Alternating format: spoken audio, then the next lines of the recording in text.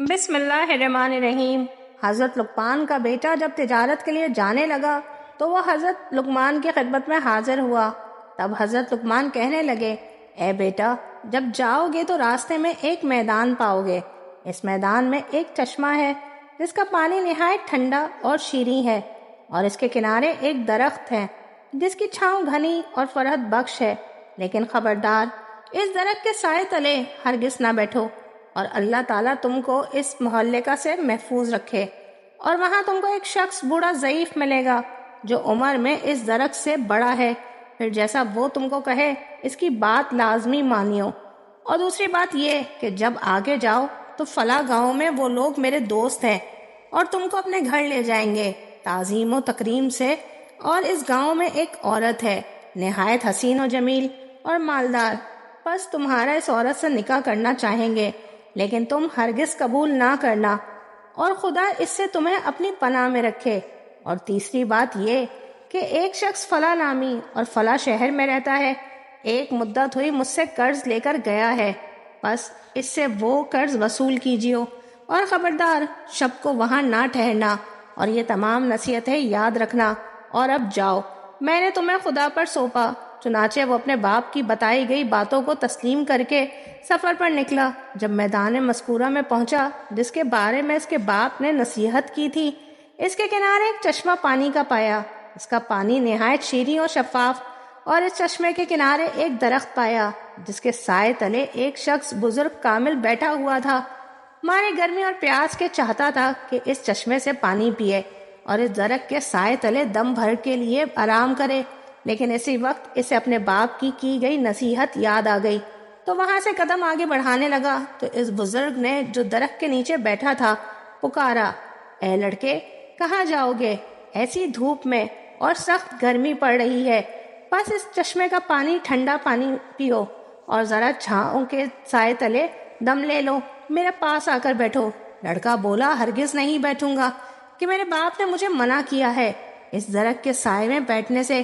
تب وہ بزرگ کہنے لگا، قسم ہے تیرے رب کی، اس دھوپ اور گرمی میں نہ جا اور میرا کہا مانو۔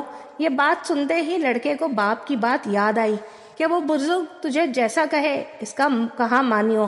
تب لڑکے نے اس بزرگ کا کہا مانا اور خلاف اس کے نہ کیا، سلام کر کے بیٹھ گیا، چشمے سے ٹھنڈا پانی پیا اور تھوڑی دیر آرام کرنے کے لیے لیٹ گیا اور سو گیا۔ تبھی اس درخت پر سے ایک سانپ اس لڑکے کو کاٹنے کے لیے اترا۔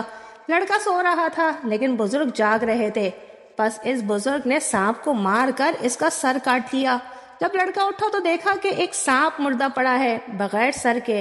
پس بزرگ نے حال حقیقت معلوم کر کے معتجب ہوا اور باپ کی پہلی نصیحت کا راز جانا۔ بعد اس کے لڑکا وہاں سے اٹھا، اپنا اسباب سفر باندھا اور اس بزرگ کو سلام کر کے جانے کی اجازت طلب کی۔ تب بزرگ آدمی نے پوچھا کہ تم کہاں کہاں کا عزم سفر رکھتے ہو؟ لڑکے نے کہا، فلانے گاؤں میں جاتا ہوں کہ وہاں میرے باپ کے دوست ہیں۔ بزرگ نے کہا کہ اگر تم کہو تو میں بھی تمہارے ساتھ چلوں۔ لڑکے نے کہا، بہت اچھا، آپ بھی ساتھ چلیے۔ تب دونوں اس گاؤں میں کہ جہاں کا ارادہ تھا پہنچے۔ وہاں کے لوگوں نے ان سے پوچھا کہ تم کون ہو اور کہاں سے آئے ہو؟ تب لڑکے نے کہا کہ میں لقمان حکیم کا بیٹا ہوں اور یہاں تجارت کی غرض سے آیا ہوں۔ تب گاؤں کے لوگ انہیں تعظیم و تکریم سے اپنے گھر لے گئے اور انہیں کھانا کھلایا اور ہر روز مہمانداری کرنے لگے۔ تب ایک دن کہنے لگے، اے لڑکے، ہماری قوم میں ایک عورت نہایت خوبصورت ہے، نیک بخت، مالدار اور حسب و نسب میں درست ہے۔ ہم چاہتے ہیں کہ تم سے اس کا نکاح کر دے کہ یہ بات تمہارے واسطے اچھی ہوگی کہ مال و دولت خوب ہاتھ لگے گی۔ تب لڑکے نے کہا، میرے باپ نے اس سے منع کیا ہے کہ سفر میں کسی امر کے پابند نہ ہونا، ورنہ نقصان اور تکلیف اٹھاؤ گے۔ تب اس بزرگ نے جو ساتھ تھا کہنے لگا کہ جب یہاں کے سبھی رئیس آرزو مند ہے اور اس کی گواہی دیتے ہیں اور یہ بھی کہ وہ حسین و مالدار ہے، تو شادی کرنے میں کوئی مضاحکہ نہیں اور کوئی اندیشہ نہ کر۔ لڑکے کی نصیحت یاد آ گئی، وہ بزرگ جو بھی کہے اس پر عمل کرنا۔ تب اس لڑکے نے بزرگ کے کہنے پر اس عورت سے نکاح کیا۔ تب ایک شخص اس قوم کا لڑکے کے پاس آیا اور کہنے لگا کہ میں حضرت لقمان کی بہت عزت و تکریم کرتا ہے، اس سبب سے تمہارا بھی خیر خواہ ہوں۔ تم نے ناحق اس عورت سے نکاح کیا، وہ بہت بری ہے اور قبل تم سے اپنے 9 شوہروں کو اپنی خلوت گاہ میں مار چکی ہے، بس اب تم کو بھی مار ڈالے گی۔ اگر تم اپنا بھلا چاہتے ہو تو کسی ہیلے بہانے سے یہاں سے نکل جاؤ۔ تب لڑکا اس شخص کی باتیں سن کر ڈرا اور پچھتانے لگا۔ چنانچہ جب لڑکے کے مصاحب نے اسے رنجیدہ دیکھا تو پوچھا کہ تم کس بات کا اندیشہ کرتے ہو؟ کیا سبب ہے جو میں تمہیں پریشان دیکھتا ہوں؟ تب لڑکے نے کہا کہ میں نے سنا ہے کہ میری بیوی جس سے میں نے یہاں نکاح کیا ہے مجھ سے پہلے 9 شوہروں کو پہلی خلوت شب زواف میں مار ڈالا ہے۔ ڈرتا ہوں کہ شاید مجھے بھی نہ مار ڈالے، اور شاید اسی بات کے سبب سے میرے باپ نے مجھے اس نکاح سے منع کیا تھا۔ تو اس بزرگ نے کہا کچھ اندیشہ نہ کرو اور خاطر جمع رکھو، میں تمہیں ایک حکمت بتلائے دیتا ہوں، تم اسے کرنا۔ وہ یہ کہ جب شب کو تمہاری بیوی تمہارے پاس خلوت میں آئے تو کسی بہانے سے اسے وہاں چھوڑ کر میرے پاس آئی ہو، تب ہم اس تدبیر اور علاج کریں گے۔ عرض جب اس کی بیوی شب کو اس کے پاس خلوت میں آئی تب اس نے بہانے سے کہا کہ تم یہاں بیٹھو، میں ذرا باہر سے ہو کر آتا ہوں۔ بیوی نے پوچھا کہاں جاتے ہو؟ لڑکے نے کہا قضائے حاجت کو جاتا ہوں، تم تب تک یہاں انتظار کرو، اور اس کے علاوہ بھی ایک کام ہے، وہ آ کے بتلاتا ہوں۔ تب لڑکا وہاں سے نکلا اور سیدھا اس بزرگ کے پاس پہنچا تو اس نے ایک آتش دان انگاروں سے بھرا ہوا لانے کو کہا۔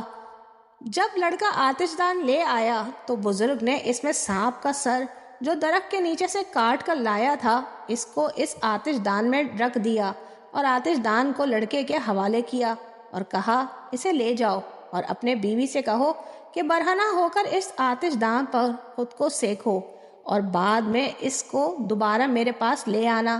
تب لڑکا وہاں سے گیا اور جیسا اس بزرگ نے کہا تھا اپنی بیوی کو کہا، اور بعد اس کے سیکنے کے آتش دان واپس لے گیا۔ تب اس نے بزرگ کو دیکھا کہ وہ 2 سانپ اس انگیٹھی میں جل رہے ہیں۔ تب بزرگ نے کہا اب جاؤ اور بے خطر اپنی بیوی سے ملو کہ جس کا ڈر تھا 100 سانپ اس انگیٹھی میں جل رہا ہے، پر اسی سبب سے پہلے شوہر اس کے مارے جاتے تھے۔ چنانچہ حضرت لقمان کا بیٹا تمام شب اپنی بیوی کے پاس رہا اور فجر کو باہر آیا، اور اہل قریہ تمام ماجرا سن کر معتجب ہوئے، اور پسر لقمان کے بچ جانے سے خوشی بھی ہوئی۔ اس کے بعد حضرت لقمان کے بیٹے نے ارادہ کیا کہ اپنے باپ کے قرض دار سے پاس جا کر قرض وصول کریں۔ تب اس نے بزرگ سے کہا کہ فلاں گاؤں میں ایک شخص کے پاس میرے باپ کا روپیہ ہے، سو میں چاہتا ہوں کہ جا کر اسے وصول کروں۔ تب اس بزرگ نے کہا کہ میں بھی تمہارے ساتھ چلوں گا۔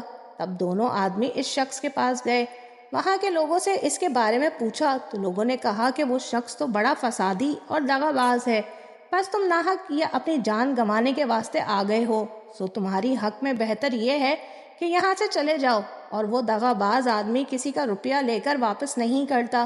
لیکن ان دونوں نے لوگوں کی بات نہ مانی اور وہاں سے اس شخص کے پاس پہنچے، اور بات سلام کے لڑکے نے کہا کہ میں حکیم لقمان کا بیٹا ہوں اور اپنے والد کا قرض وصول کرنے کو آیا ہوں۔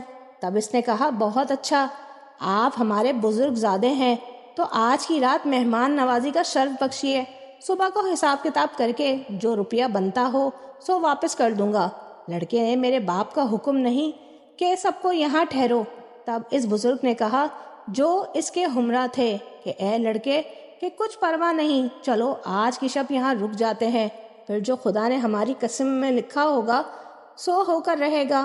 چنانچہ اس کے کہنے پر اس کی کرامت سے بھی پسر لقمان آگاہ تھے، اور باپ کا حکم اور نصیحت بھی تھی کہ اپنے ساتھ والے بزرگ کی بات مانیو۔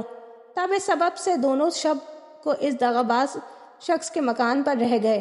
جبکہ کھانے وغیرہ سے فارغ ہو چکے تو ان دونوں کو لبے دریا بنائے گئے، ایک مکان پر لے گیا، اور وہ مکان اس طرح سے بنایا تھا کہ جو کوئی شب کو اس میں سو جاتا دریا کی لہریں آ کر اسے ڈبو دیتی۔ ان دونوں کو اس مکان میں ٹھہرنے کو کہا۔ چنانچہ پسر لقمان سو گیا اور بزرگ جاگتے رہے۔ جب آدھی رات کا وقت ہوا تو موجیں چڑھنے لگیں، پانی مکان پر چڑھ گیا۔ تب بزرگ نے لڑکے کو نیند سے بیدار کیا اور وہاں سے اٹھ کر اوپر بالائے خانے پر کے جہاں اس دغاباز آدمی کے بیٹے سو رہے تھے وہاں تشریف لے گئے۔ وہاں سے اس کے بیٹوں کو تخت سمیت اٹھایا اور نیچے والی جگہ پر سلا دیا، اور خود اوپر ان کی جگہ پر سو گئے۔ جب فجر کے وقت وہ شخص آیا تو دیکھتا ہے کہ دونوں اوپر والے طبق میں اس کے بیٹوں کی جگہ سو رہے ہیں، اور اپنے بیٹے نیچے مکان میں ان کی جگہ پانی میں مردہ پڑے ہیں۔ تب پکار کر کہنے لگا کہ افسوس صد افسوس، میں نے تمہارے واسطے یہ فریب کیا تھا، تم کو مار ڈالو۔ یہ میں اپنے فریب میں آپ ہلاک ہوا، میرے سب بیٹے مارے گئے۔ تب دونوں نے کہا کہ جو کسی کے لیے بدی کرتا ہے سو در حقیقت اپنے لیے کرتا ہے۔ اس کے بعد حضرت لقمان کے بیٹے نے اس دغا باز شخص سے اپنے باپ کا روپیہ وصول کیا اور اپنی بیوی کو جس سے وہاں نکاح کیا تھا لے کر ماں اس بزرگ اور اسباب کے اپنے وطن واپسی کا سفر کیا۔ جب پسر لقمان اپنے مکان کے قریب پہنچا تو اس بزرگ نے پوچھا کہ بزرگ زادے، تو اتنا عرصہ میرے ساتھ رہا، سو تم نے مجھے کیسا پایا؟ تب لڑکے نے کہا کہ بے شک میں نے آپ کو نیک مرد پایا اور آپ کی برکت سے بہت سی مصیبتوں سے نجات پائی اور نیک بخت بیوی پائی اور اس قدر مال و اسباب پایا۔ تب اس بزرگ نے کہا کہ مال میں سے مجھے بھی آدھا حصہ دو۔ تب لڑکے نے کہا کہ آپ اپنی مرضی سے لے لو، جتنا حصہ چاہیے۔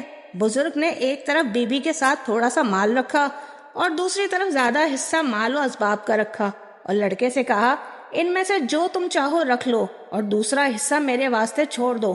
تب لڑکے نے اپنی بیوی اور اس کے ساتھ والا تھوڑا حصہ مال و اسباب کا چنا اور کہا کہ میرے لیے یہ کافی ہے۔ چنانچہ دونوں فریق اپنا اپنا حصہ لے کر چلے۔ تھوڑی دور گئے کہ بزرگ نے لڑکے کو آواز دے کر روکا اور اس سے پوچھا کہ اے پسر لقمان، تو کس سبب سے مجھے زیادہ حصہ مال و اسباب کا دیے جاتا ہے؟ کہیں اس کا سبب یہ تو نہیں کہ تو نے جو کرامتیں مجھ سے دیکھی ہیں ان کی وجہ سے مجھ سے خوف زدہ ہو کر زیادہ مال دیے جاتا ہے؟ تو لڑکے نے کہا ایسا بالکل نہیں، بلکہ یہ تو اس سبب سے ہے کہ میں نے آپ کی برکت سے جو نفع اٹھایا اور مصیبتوں اور مشکلوں سے رہائی پائی، تو اس سب کے سبب خوش ہو کر آپ کو یہ سب اپنی خوشی اور مرضی سے دیے جاتا ہوں۔ تب بزرگ نے کہا کہ اے لڑکے، تمہاری نیک نئی کی اور اعلیٰ ظرفی اور اعلیٰ اخلاق سے میں بہت خوش ہوں، اور یہ سب مال و اسباب بھی تم ہی لیتے جاؤ، بھلا ہمارا اس دنیاوی مال و اسباب سے کیا کام؟ لڑکے نے عرض کیا کہ آپ کون ہو اور کس سبب میرے ساتھ رہے؟ بزرگ نے عرض کیا کہ میں اللہ کا بھیجا ہوا ایک فرشتہ ہوں اور تمہارے باپ کی دعا کے سبب اللہ نے مجھے تمہاری حفاظت و نگہبانی کے واسطے مقرر کیا تھا۔ تم کو تمہارے باپ کا روپیہ دلایا اور راہ بتلائی۔ ہمارا ذمہ تو لوگوں کے ساتھ بھلائی اور مہربانی کرنے کا ہی ہے۔ اللہ کے حکم سے پس اب تم سے رخصت ہوتا ہوں اور بھیج اپنے گھر کو جاؤ۔ تب لڑکا سب مال اسباب اور بیوی کو لے کر گھر آیا اور تمام احوال راستے کا اپنے باپ سے بیان